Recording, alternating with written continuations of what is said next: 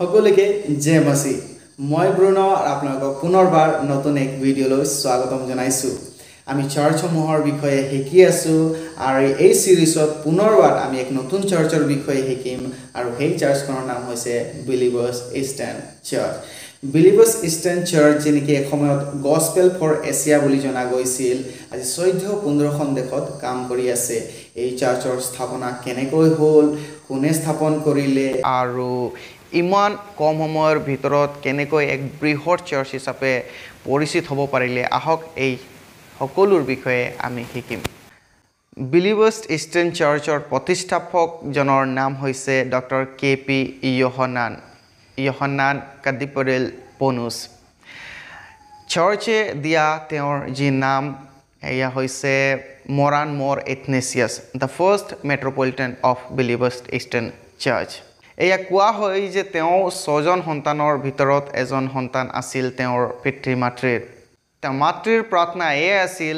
যে সন্তানসমূহৰ ভিতৰত এজন ঈশ্বৰৰ পৰিচৰ্যা কৰক এই পৰিয়াল সেন্ট থমাস চিৰিয়াক চাৰ্চৰ আছিলে আৰু তেওঁলোক বহুত ভাল বিশ্বাসী আছিলে মাতৃৰ প্ৰাৰ্থনা মতে ঈশ্বৰে এজন সন্তানক মনোনীত কৰিলে আৰু সেই সন্তানজনৰে নাম আমি আজি শুনিবলৈ পাইছোঁ যেনেকৈ বিলিভাৰ্ছ চাৰ্চৰ প্ৰতিষ্ঠাপক ডক্টৰ কে.পি. ইয়োহানান মৰাণ মৰ এথনেছিয়াছ 1 8 বছৰ থাকোঁতেই তেওঁ ঈশ্বৰৰ বাক্যসমূহ বুজি মেলি ঈশ্বৰৰ দাস হিচাপে জীৱন যাপন কৰিবলৈ আৰম্ভ কৰিলে এক ভাল বিশ্বাসী হিচাপে আৰু 16 বছৰ বয়সত তেওঁ এক মিনিষ্ট্ৰী জইন কৰিলে অপাৰেশ্যন মোবিলাইজেশ্যন তাৰ আগতে তেওঁ চাইছিলে এক মিছনেৰী গ্ৰুপক যিয়ে নেকি বেলেগ ঠাইৰ পৰা আহিছিলে আৰু মিছন চেলেঞ্জ দি আছিলে যে এনেকুৱা ঠাইত এনেকুৱা ধৰণৰ লোকসকল ইমান লোকসকল ঈশ্বৰক নাজানে তেওঁলোকক গৈ কোনে ঈশ্বৰৰ সুবাৰ্তা দিব আৰু সেই বাৰ্তা তেওঁ গছত উঠি যেতিয়া শুনি আছিলে ঈশ্বৰে তেওঁৰ জীৱনত কাম কৰিলে আৰু সেই মৰ্মে 16 বছৰ থাকোঁতে তেওঁ মিনিষ্ট্ৰী জইন কৰিলে অপাৰেশ্যন মোবিলাইজেশ্যন 8 বছৰ কাল নৰ্থ ইণ্ডিয়াৰ বিভিন্ন ঠাইত ৰাজস্থানকে আদি কৰি বিভিন্ন ঠাইত তেওঁ পৰিচৰ্যা কৰিলে খোজকাঢ়ি ভোকে পিয়াসে কিছুমান ঠাইত মাৰো খাইছে বুলি কয় বুন্দি নামৰ ৰাজস্থানৰ যি বুন্দি নামৰ ঠাই আছে তাত আৰু সকলো ঠাইত পৰিচৰ্যা কৰি তেওঁ উচ্চ শিক্ষাৰ কাৰণে ঈশ্বৰৰ বাক্য পুনৰ শিকিবৰ কাৰণে তেওঁ বিদেশলৈ ৰাওনা হ'ল ডালাছ টেক্সাছৰ ক্ৰিছৱেল বাইবেল কলেজত তেওঁ 1974ত এনৰোল হ'ল আৰু তাত বিব্লিকেল শিক্ষা গ্ৰহণ কৰিলে থিয়লজি শিক্ষা গ্ৰহণ কৰিলে আৰু সেই বছৰতে তেওঁ বিয়াও কৰালে যি প্ৰেজেণ্ট আমি দেখা পাওঁ গিছিলা ইয়োহানান জাৰ্মানীৰ তেওঁলোক একচুৱেলি অপাৰেশ্যন মোবিলাইজেশ্যনত একেলগত কাম কৰিছিলে আৰু 1974ত তেওঁলোক বিয়াও কৰালে তাতেই তেওঁ থিয়লজি শিক্ষা লোৱাৰ পাছত আমেৰিকাৰ সাউথাৰ্ণ বাপ্টিষ্ট চাৰ্চৰ পালক হিচাপে তেওঁ কাম কৰিবলৈ আৰম্ভ কৰিলে আৰু কেইবা বছৰ তাত কাম কৰাৰ পাছত 1979ত তেওঁলোক সেই কংগ্ৰিগেশ্যন ৰিজাইন কৰিলে কাৰণ তেওঁলোকৰ যি ৱাৰ্ডেন ঈশ্বৰে দিছিলে তাত পুনৰ তেওঁলোক কনচেনট্ৰেট কৰিবলৈ আৰম্ভ কৰিলে কাৰণ সেই সময়ত ভাৰতৰ যি পৰিস্থিতি আৰু ঈশ্বৰক নজনা লোকৰ সংখ্যা বহুত আছিল এতিয়া প্ৰেজেণ্টতকৈ আৰু সেইবিলাক কথা ৱাৰ্ডেন মনত যেতিয়া আহিলে কথা চিন্তা কৰিলে তেওঁলোক পুনৰ কনচেনট্ৰেট হৈ সেই কংগ্ৰিগেশ্যন তেওঁলোক কমফৰ্টেবল প্লেচ এৰি পৰিচৰ্যাৰ অৰ্থে ভাৰতত পৰিচৰ্যাৰ অৰ্থে এছিয়াত পৰিচৰ্যাৰ অৰ্থে তেওঁলোক মনস্থ কৰিলে আৰু সেই মৰ্মে তেওঁলোক 1979তেই গস্পেল ফৰ এছিয়াৰ স্থাপনা কৰিলে টেক্সাছৰ উইল পইণ্টত গস্পেল ফৰ এছিয়াৰ চেণ্টাৰ হিচাপে লৈ এই যি অৰ্গেনাইজেশ্যন খ্ৰীষ্টান মিছনেৰী হিউমেনিটেৰিয়ান অৰ্গেনাইজেশ্যন আৰম্ভ হ'ল আৰু তেওঁলোক প্ৰাৰ্থনাত উপবাসত আৰু ঈশ্বৰৰ ইচ্ছাত আগবাঢ়িবলৈ আৰম্ভ কৰিলে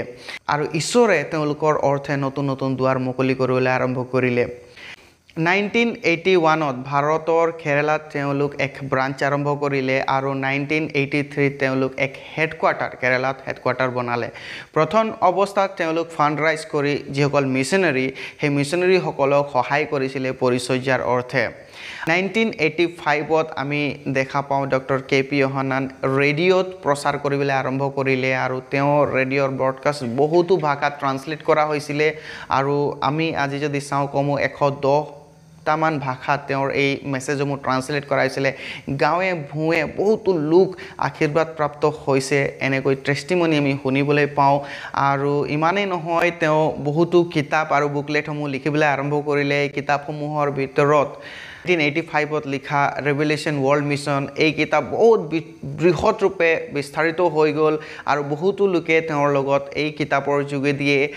ইনস্পায়াৰ পালে কেনেকৈ এজন ব্যক্তি গাঁৱৰ পৰা উঠি পৰি কেনেকৈ ঈশ্বৰৰ কাৰ্যৰ কাৰণে নিজৰ জীৱন দি দিছে এই সকলো কাহিনী যে কিতাপত সন্নিৱিষ্ট কৰা হৈছিল আৰু বহুত লোক ইনস্পায়াৰ হৈছিলে ৰেডিঅ' মেছেজৰ যোগেদি কিতাপ পত্ৰৰ যোগেদি পৰিচৰ্যা যেতিয়া আৰম্ভ হ'ল প্ৰত্যেক মংগলবাৰে তেওঁলোক মেপত হাত থৈ প্ৰাৰ্থনা কৰিছিলে যে এই ঠাইসমূহত ঈশ্বৰৰ বাৰ্তা যোৱা নাই এই ঠাইসমূহত ঈশ্বৰৰ বাৰ্তা যোৱা নাই আৰু লাহে লাহে ঈশ্বৰে তেওঁলোকৰ কাৰণে নতুন নতুন পথ মুকলি কৰিবলৈ ধৰিলে আৰু আমি দেখিবলৈ পাওঁ 1990ত ট্ৰেইনিং চেণ্টাৰ আৰম্ভ কৰিলে বাইবেল কলেজ হিচাপে যি নেকি শ্বৰ্ট টাৰ্মৰ কাৰণে আছিলে ইণ্টেনচিভ খ্ৰীষ্টান ট্ৰেইনিং হিচাপে 1990ত এই যি ইণ্টেনচিভ ট্ৰেইনিং প্ৰগ্ৰাম শ্বৰ্ট টাৰ্মৰ কাৰণে আছিলে আৰু তেওঁলোক যেতিয়া ফিল কৰিলে যে ইয়াক আৰু বৃদ্ধি কৰিব লাগে আমি দেখিবলৈ পাওঁ 1993ত গস্পেল ফৰ এছিয়া যি সেমিনাৰী আমি স্থাপন কৰা দেখা পাওঁ আৰু প্ৰথম বেচতেই 154 জন ষ্টুডেণ্টক এই থিওলজি ষ্টাডিৰ কাৰণে এনৰোল কৰা হৈছিলে আৰু ইয়াৰ পাছতে এই সেমিনাৰী বহুতো লোক এনৰোল হৈ শিক্ষা গ্ৰহণ কৰিলে আৰু আজি বহুতো ডাঙৰ ডাঙৰ অৰ্গেনাইজেশ্যনৰ লিডাৰ হৈছে এই সেমিনাৰীৰ পাছত গৈ থৈ বিলিভাৰ্ছ চাৰ্চ থিওলজিক্যাল সেমিনাৰী BCTS বুলি জনা গৈছিলে আৰু তাৰ আগতে ABS এছিয়ান বিবলিক্যাল সেমিনাৰী বুলি জনা গৈছিলে আৰু আজি সেন্ট ইগনেটাছ সেমিনাৰী হিচাপে জনা যায় আৰু এই যি ট্ৰেইনিং কৰা লোকসকল পৰিচৰ্যা কৰিবলৈ আৰম্ভ কৰিলে চাৰ্চ এটাৰ পাছত এটা স্থাপন হ'বলৈ আৰম্ভ হৈ গ'ল আৰু এই চাৰ্চেই একচুৱেলি বিলিভাৰ্ছ চাৰ্চ হিচাপে পৰিচিত হ'ল আৰু লাহে লাহে যেনেকৈ বাঢ়ি গৈ থাকিল বিলিভাৰ্ছ চাৰ্চ আৰু অৰ্গেনাইজ হ'বলৈ আৰম্ভ হৈ গ'ল কাৰণ চাৰ্চ এটা পৰিচালনা কৰা আৰু সেমিনাৰী এটা পৰিচালনা কৰা এটা বহুত ডিফাৰেণ্ট মেটাৰ হয় সেয়েহে মোৰ অৰ্গেনাইজ হ'বৰ কাৰণে বহুতো সময়ত পেটাৰ্ণবিলাক চেঞ্জেছ হোৱা যেতিয়া চাৰ্চ বেছি অৰ্গেনাইজ হ'ব ধৰিলে আমি পুনে 2003 চনৰ কথা পাতিম 2003 চনৰ ফেব্ৰুৱাৰী 6 তাৰিখে ডক্টৰ KP ইয়োহানানক বিশ্বপ হিচাপে অৰ্ডেইন কৰা হ'ল এংলিকান চাৰ্চৰ বিশ্বপসমূহ যি KG সামুৱেল আৰু কেইবাজনো বিশ্বপ লগ লাগি ডক্টৰ KP ইয়োহানানক বিশ্বপ হিচাপে এনইণ্ট কৰিলে এই বিলিভাৰ্ছ চাৰ্চৰ প্ৰথম বিশ্বপ হিচাপে 2009 চনত বিলিভাৰ্ছ চাৰ্চৰ 7 জন ব্যক্তিক পুনৰ বিশ্বপ হিচাপে এনইণ্ট কৰা হ'ল তাৰ পাছতে ফাদাৰ ডিকান আৰু ইভাঞ্জেলিষ্ট মিছনাৰী সিষ্টাৰ্ছ অফ কম্পেশ্যন অৰ্ডাৰসমূহ আমি দেখিবলৈ পাওঁ 2018 চনত পুনৰ 12 জন বিশ্বপক অৰ্ডেইন কৰা হ'ল তাৰ পাছতে পুনৰ আৰু অৰ্ডিনেশ্যন সাৰ্ভিস আমি দেখিবলৈ পাওঁ বিলিভাৰ্ছ চাৰ্চৰ আৰম্ভণি এক ইভাঞ্জেলিকেল এপষ্টলিক চাৰ্চ হিচাপে আৰম্ভ হ'ল আৰু টাইম এণ্ড এগেইন ইয়াত বহুতো চেঞ্জেছ আমি দেখা পাওঁ লাহেকৈ এই চাৰ্চৰ নাম বিলিভাৰ্ছ ইষ্টাৰ্ণ চাৰ্চ হিচাপে চেঞ্জ কৰা হ'ল কাৰণ এই চাৰ্চৰ যি ইতিহাস 2000 বছৰ পুৰণি বুলি কোৱা হয় কাৰণ এই চাৰ্চ যি আৰম্ভণিৰ পৰা আছিলে যি খ্ৰীষ্টসকলে আৰম্ভ কৰিছিলে চাৰ্চ সেই চাৰ্চৰ লগতে সংযোগ হৈ আজি এই চাৰ্চ ৰান হৈ আছে বুলি কোৱা হয় আৰু সেই মৰ্মে বিলিভাৰ্ছ ইষ্টাৰ্ণ চাৰ্চ হ'ল আৰু আজি এই চাৰ্চ এপিস্কোপাল গভৰ্ণমেণ্ট গ্ৰহণ কৰিছে যি নেকি বিশ্বপসকলৰ দ্বাৰা গভৰ্ণ হয় বিশ্বপ আৰু সিনডসকলে সকলো চাৰ্চৰ সিদ্ধান্ত লয় আৰু এই চাৰ্চে পুনৰ আজি বিলিভাৰ্ছ ইষ্টাৰ্ণ অৰ্থডক্স চাৰ্চ হিচাপেও জনা যায় কাৰণ অৰ্থডক্সি যি কমপ্লিটলি এই চাৰ্চত প্ৰগ্ৰেছ হৈ আছে আৰু সেই মৰ্মে বিশ্বাসৰ যি কথন যি আৰ্লি চাৰ্চৰ আদৰ্শসমূহ পালন কৰা আমি দেখা পাওঁ যদি আমি বিলিভাৰ্ছ ইষ্টাৰ্ণ চাৰ্চৰ বিশ্বাসৰ ভেটিসমূহৰ কথা পাতোঁ বহুতো সময়ত বহুতৰ কনফিউজনো হয় কাৰণ প্ৰথম অৱস্থাত অলপ বেলেগ আছিলে আৰু এতিয়া বেলেগ হৈছে তাৰ মেইন কাৰণটো হৈছে ইভাঞ্জেলিকেলি ষ্টাৰ্ট হৈ আজি এক অৰ্থডক্স চাৰ্চ হিচাপে পৰিগণিত হয় চাৰ্চ টাইম এণ্ড এগেইন বহুতো চেঞ্জেছৰ থ্ৰু দি গৈছে আৰু আজিও প্ৰগ্ৰেছ হৈ আছে এক এপিস্কোপাল চাৰ্চ হিচাপে এক অৰ্থডক্স চাৰ্চ হিচাপে আৰু সেই মৰ্মে চেঞ্জসমূহ আমি দেখা পাওঁ আৰু বিশ্বাসৰ যি কথন নাইচেন ক্ৰীড এই চাৰ্চত অনুসৰণ কৰা হয় আৰু চাইল্ড বাপ্তিজম লগতে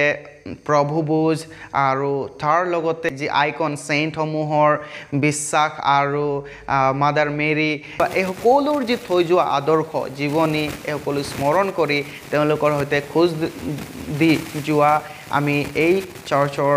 বিশ্বাসৰ ভেটি হিচাপে আমি দেখা পাওঁ বিলিভাৰ্ছ ইষ্টাৰ্ণ চাৰ্চ আমি যি আগৰ দুটি চাৰ্চ পাতিলোঁ বেপ্টিষ্ট আৰু জিএলৰ নিচিনাকৈ চলা স্ক্ৰিপচাৰা অকল ঈশ্বৰৰ বাক্যই নহয় কিন্তু যি ট্ৰেডিশ্যনসমূহ অনুসৰণ কৰা দেখা পাওঁ ট্ৰেডিশ্যন মানে হৈছে যি আদি পিতৃসকলে দি থৈ যোৱা বা শিকাই থৈ যোৱা যি কথনসমূহ বা ৰীতি নীতিসমূহ যেনেকৈ প্ৰথম শতিকাৰ পৰা এপ্ৰক্সিমেটলি 4 শতিকালৈকে আমাৰ হাতত বাইবেল নাছিলে বাইবেল কেননাইজ হোৱা নাছিলে আৰু সেই সময়ত যি চাৰ্চৰ আদি পিতৃ হিচাপে নিয়ম আৰু কথনসমূহ দি থৈ গৈছিলে এই কথনসমূহ আজিও চাৰ্চত অনুসৰণ কৰা বা পালন কৰা দেখা পাওঁ এটা হাতত বাইবেল এটা হাতত যি ট্ৰেডিশ্যনসমূহ অনুসৰণ কৰা বুলি আমি জানো আজি বিলিভাৰ্ছ ইষ্টাৰ্ণ চাৰ্চৰ পৰিচৰ্যা 14-15খন দেশত ৰানিং হৈ আছে আৰু এই চাৰ্চ যে বহুত স্মুথলি ৰানিং হৈ আছে কোনো সমস্যা নাই এনেকুৱা নহয় টাইম এণ্ড এগেইন বহুতো সমস্যা পাৰ্চিকিউশ্যন আৰু বিভিন্ন ধৰণৰ কেছসমূহ দেখা পাওঁ ভিতৰ ফালদি আৰু বাহিৰ ফালদি বিভিন্ন ধৰণৰ অপজিশ্যন আমি শুনিবলৈ পাইছোঁ আৰু হ'লেও এই চাৰ্চ আজিও ৰানিং হৈ আছে ঈশ্বৰে এই চাৰ্চৰ যোগেদি বিভিন্ন মণ্ডলী স্থাপন কৰিছে লোক খ্ৰীষ্টক জানিছে চাৰ্চৰ যি পৰিচৰ্যাসমূহ মোৰ অৰ্গেনাইজ কৰিবৰ কাৰণে বিভিন্ন ডাইচিছসমূহ স্থাপন কৰা হৈছে বিভিন্ন লিডাৰ্ছসমূহ এপইণ্ট কৰা হৈছে আৰু প্ৰথম অৱস্থাত 57 ডাইচিছ আছিল কিন্তু এতিয়া কমাই দিয়া হৈছে আৰু বিভিন্ন ছিষ্টাৰ্ছ অৰ্ডাৰ্ছবিলাক আছে মিছনাৰীবিলাকক ফিল্ড দি পৰিচৰ্যাৰ কাৰণে তেওঁলোকক সহায় কৰা হয় আৰু পৰিচৰ্যা স্মুথলি ৰানিং হৈ আছে যোৱা 8 মে 2024ত প্ৰতিষ্ঠাপক মেট্ৰপলিটান ডক্টৰ KP হানানৰ মৃত্যুৰ কথা আমি শুনিলোঁ আৰু যি সিনেট আৰু বিশ্বপ কাউন্সিলে এতিয়া এই চাৰ্চৰ পৰিচালনাৰ দায়িত্ব লৈছে বিশ্বাস কৰি চাৰ্চৰ বিষয়ে জানি আপোনালোকে আশীৰ্বাদিত হৈছে আপোনালোকৰ যদি কিবা জানিব আছে বা আপোনালোকে কিবা এক্সট্ৰা জানে তেনেহ'লে আপোনালোকে এই কমেণ্ট ছেকশ্যনত দিব পাৰে ধন্যবাদ দিছোঁ শুনাৰ কাৰণে ঈশ্বৰে সকলোকে আশীৰ্বাদ কৰক